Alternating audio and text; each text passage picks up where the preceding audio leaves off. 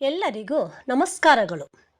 ನನ್ನ ಚಿಕ್ಕ ಕತೆ ಚೊಕ್ಕ ಸಂದೇಶ ಚಾನೆಲ್ ನೋಡಿ ಪ್ರೋತ್ಸಾಹಿಸುತ್ತಿರುವ ಎಲ್ಲರಿಗೂ ಧನ್ಯವಾದಗಳು. ಇಂದಿನ ಕತೆ ಶೀರ್ಷಿಕೆ ಹೇಗೆ ನಮ್ಮ ದೃಷ್ಟಿ ಹಾಗೆಯೇ ನಮ್ಮ ಸೃಷ್ಟಿ. ಒಂದು ಆಶ್ರಮದಲ್ಲಿ ಒಬ್ಬ ಗುರು ಹಾಗೂ ಅವರ ಶಿಷ್ಯಂದಿರು ಇದ್ದರು. ಅಲ್ಲಿ ಇಬ್ಬರು ಶಿಷ್ಯಂದಿರಲ್ಲಿ ಯಾರು ಒಳ್ಳೆಯವರು ಎಂಬ ಜಗಳ ಶುರುವಾಯಿತು. ಇಬ್ಬರು ಜಗಳ ಪರಿಹರಿಸಲು ಗುರುಗಳಲ್ಲಿ ಹೋದರು. ಅವರ ಮಾತು ಕೇಳಿ ಗುರುಗಳು ಯಾರು ಇನ್ನೊಬ್ಬರನ್ನು ಒಳ್ಳೆಯವರೆಂದು ಭಾವಿಸುವರೋ ಅವರೇ ನಿಜವಾಗಿ ಒಳ್ಳೆಯವರು ಎಂದರು. ಆಗ ಇಬ್ಬರು ಶಿಷ್ಯಂದಿರು ಒಳ್ಳೆಯವರಾಗಿ ಜಗಳ ನಿಲ್ಲಿಸಿ ಉತ್ತಮ ಸ್ನೇಹಿತರಾದರು.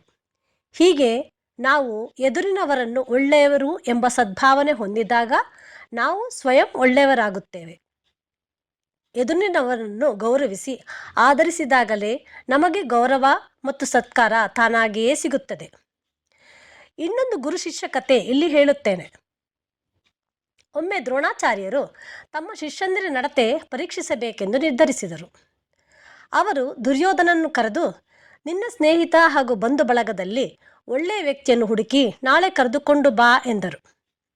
ಹಾಗೆಯೇ ಅರ್ಜುನನನ್ನು ಕರೆದು, ನಿನ್ನ ಮಿತ್ರರು ಮತ್ತು ಬಂಧು ಬಳಗದಲ್ಲಿ ಕೆಟ್ಟ ವ್ಯಕ್ತಿಯನ್ನು ಹುಡುಕಿ ನಾಳೆ ಕರೆದುಕೊಂಡು ಬಾ ಎಂದರು. ಮರುದಿನ ದ್ರೋಣಾಚಾರ್ಯರು ದುರ್ಯೋಧನನನ್ನು, ನಿನಗೆ ಒಳ್ಳೆಯ ವ್ಯಕ್ತಿ ಸಿಕ್ಕಿದರೆ ಎಂದಾಗ ಅವನು, ಗುರುಗಳೇ, ನಾನು ನನ್ನ ಮಿತ್ರರು ಹಾಗೂ ಬಂಧುಗಳಲ್ಲಿ ತುಂಬ ಹುಡುಕಿದೆ. ನನಗೆ ಒಂದೇ ಒಂದು ಒಳ್ಳೆಯ ವ್ಯಕ್ತಿಯೂ ಸಿಗಲಿಲ್ಲ. ಎಲ್ಲರಲ್ಲೂ ಕೆಟ್ಟತನ ಹಾಗೂ ಅವಗುಣಗಳು ನನಗೆ ಕಂಡಿತು. ಯಾರೂ ಒಳ್ಳೆಯವರಿಲ್ಲ ಎಂದನು. ಗುರುಗಳು ಅರ್ಜುನನನ್ನು, ನಿನಗೆ ಕೆಟ್ಟ ವ್ಯಕ್ತಿ ಸಿಕ್ಕಿದರೆ ಎಂದಾಗ ಅರ್ಜುನನು, ಗುರುಗಳೇ, ನನ್ನ ಮಿತ್ರ ಹಾಗೂ ಬಂಧುಗಳಲ್ಲಿ ನಾನು ಕೆಟ್ಟ ವ್ಯಕ್ತಿಗಾಗಿ ತುಂಬ ಹುಡುಕಿದೆ. ನನಗೆ ಯಾರೂ ಕೆಟ್ಟವರು ಸಿಗಲಿಲ್ಲ.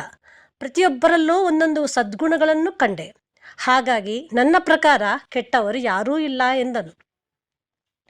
ಸ್ನೇಹಿತರೆ, ನಾವು ನಮ್ಮ ದೃಷ್ಟಿ ಮೊದಲು ಬದಲಿಸಿದರೆ ಇಡೀ ಸೃಷ್ಟಿಯೇ ಬದಲಾಗುತ್ತದೆ. ದುರ್ಯೋಧನನು ತನ್ನ ದೋಷ ದೃಷ್ಟಿಯಿಂದ ಎಲ್ಲರಲ್ಲೂ ದೋಷ ಹಾಗೂ ತಪ್ಪುಗಳನ್ನು ಕಂಡನು.